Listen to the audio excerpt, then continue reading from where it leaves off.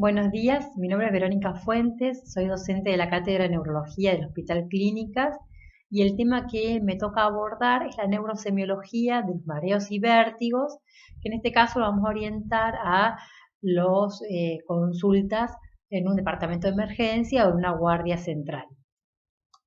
Bueno, siempre que vamos a comenzar o encarar una temática nueva, es importante preguntarse para qué o qué elementos me aporta a mí el conocimiento en esta área.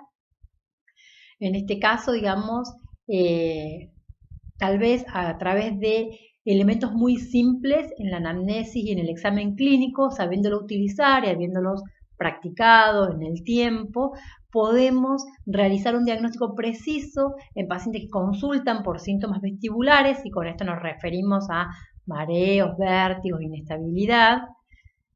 También nos sirve para poder descartar entre una causa benigna y grave de vértigo en una guardia central, que es importante para tomar conducta con respecto a un paciente que consulta por esta sintomatología. Bueno, a partir de 2009 se realizó un consenso internacional sobre y se definió los principales conceptos relacionados con estos síntomas vestibulares.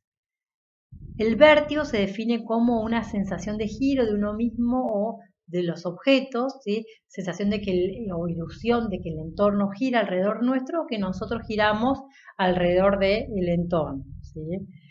Inestabilidad, que es la sensación de una alteración en la orientación espacial cuando uno camina. La oscilopsia, que es la falsa sensación de que los objetos que nos rodean se mueven, o ya sea en un plano horizontal o en un plano vertical, sin llegar a constituir un giro precisamente, pero que sí oscilan o se mueven en estos sentidos.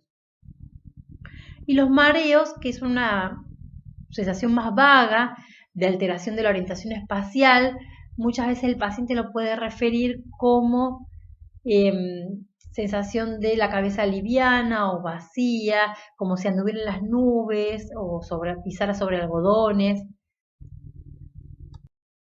Y estos otros términos que también tienen relación con síntomas vestibulares, muchas veces, a lo mejor ustedes tienen más relación con los mismos, que son el síncope, que implica una pérdida de conciencia transitoria que se caracteriza por una rápida recuperación y una completa recuperación producida por una hipoperfusión cerebral de diferentes etiologías. Lo más común es que se produzca por alteraciones cardiovasculares, y el presíncope, que es una sensación de pérdida de conciencia inminente. A partir de los conceptos que repasamos recientemente, vértigo, inestabilidad, mareos, oscilopsia, síncopes y presíncopes, quería comentar que en principio lo clásico en la medicina era de pensar que el paciente tenía vértigo, entonces esto obedecía a una causa o una etiología en relación al oído interno. Si el paciente tenía mareos, esto era una causa metabólica, se debía a una causa metabólica. Si el paciente tenía inestabilidad, se debía a una causa neurológica, ¿sí? Pero con el tiempo se empezó a conocer que en realidad los pacientes, muchas veces, inclusive en una misma entrevista, iban cambiando estos síntomas vestibulares o la descripción de estos síntomas vestibulares. Entonces no era tan preciso orientarse por este concepto, sino que podíamos más bien hablar de la duración de los síntomas, ¿sí? Si había algún desencadenante de estos síntomas, que ahí nosotros lo vamos a desarrollar posteriormente. Por otro lado, nosotros, una de las cosas fundamentales que podamos realizar en una guardia central es diferenciar vértigos centrales y vértigos periféricos. Esta clasificación es una clasificación más bien topográfica, quiere decir que de acuerdo al área de lesión puedo definir un vértigo central cuando hay una disfunción de los núcleos vestibulares, el cerebelo y sus conexiones, por ejemplo, en una isquemia de troncoencefálico, en una enfermedad esmielinitzante que produce una lesión a nivel cerebelosa o de troncoencefálico, en un tumor del ángulo pontocerebeloso, sobre todo cuando existe, es de gran tamaño y compromete el tronco encefálico y cerebelo por compresión.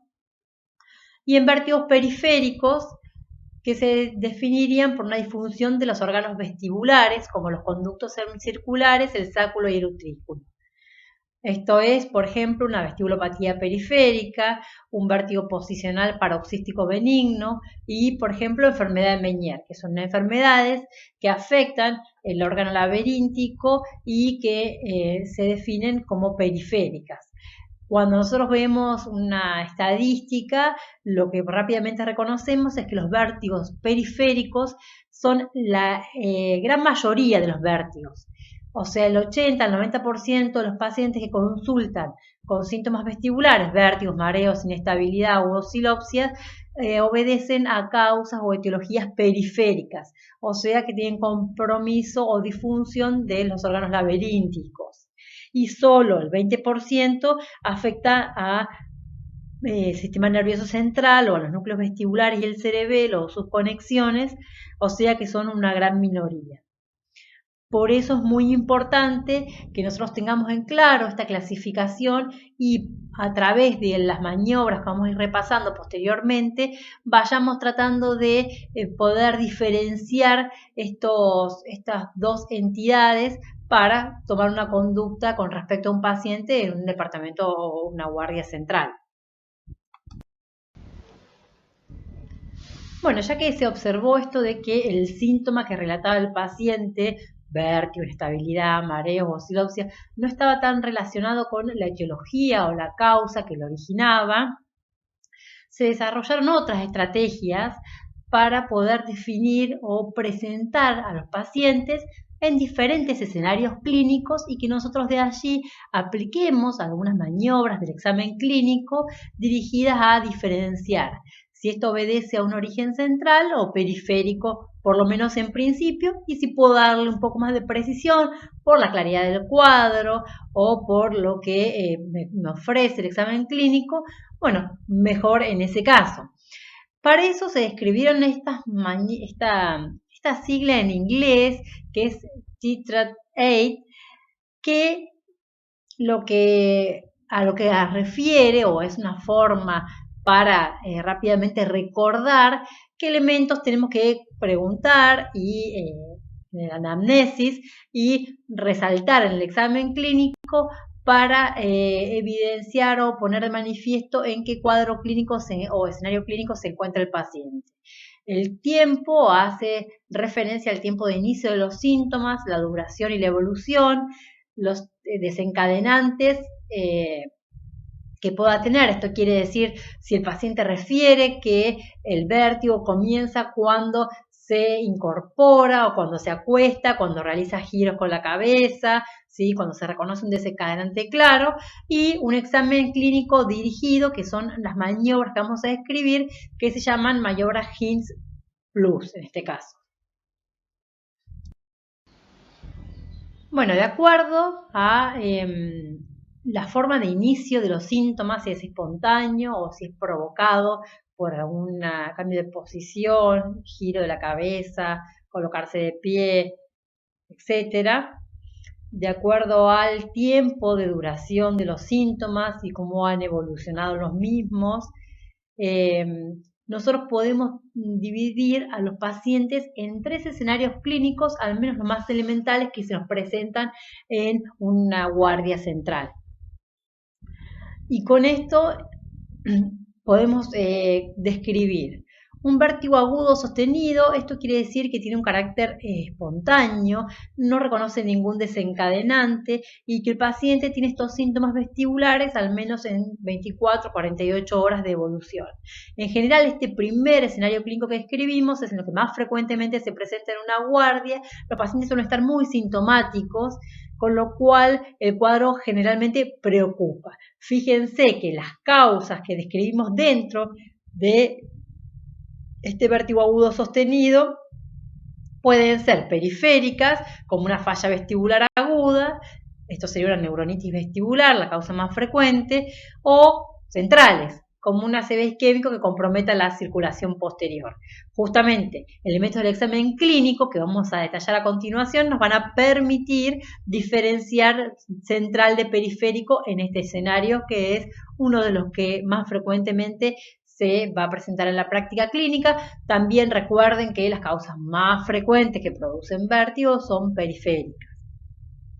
Un segundo escenario clínico que puede también consultar un paciente por guardia, en general es un vértigo que nosotros le denominamos posicional. Esto quiere decir que el vértigo aparece frente a un desencadenante específico. En general, cuando el paciente se incorpora o se acuesta, cuando realiza giros en la cama, cuando va a tender la ropa o cuando se agacha a atarse los cordones, el paciente experimenta un vértigo que generalmente es fugaz. Esto quiere decir que de duración breve, puede ir acompañado de náuseas y lo más común es que pueda ser producido por un vértigo posicional paroxístico benigno, que es una afección del oído interno, que nos vamos a ver que se produce por una canalolitiasis, y por síntomas de hipotensión ortostática, en cuyo caso es bastante simple discernir, ya que podemos tomar la presión al paciente acostado y de pie y con esto descartar rápidamente esta causa. Y un tercer escenario clínico que es un vértigo recurrente. Esto quiere decir un episodio de vértigo de duración limitada. Puede ser 1 hora, 2 horas, de 2 a 4 horas es lo más frecuente. En general también acompañado de síntomas vegetativos, que pueden ser náuseas, vómitos. A veces puede ir acompañado de síntomas cocleares o de compromiso auditivo, por ejemplo, pérdida auditiva o disminución de la agudeza auditiva, sensación del oído pesado, lleno o zumbidos. En cuyo caso el paciente puede consultar por guardia. En general, cuando llega a la consulta suele estar asintomático y que puede ser producido por enfermedad de Meniere, que es una enfermedad que afecta también el oído interno, un accidente isquémico transitorio o por una migraña vestibular. Fíjense que en este caso también las causas pueden ser centrales y pueden ser periféricas, siempre recordando que las causas periféricas son las más frecuentes que afectan a los pacientes.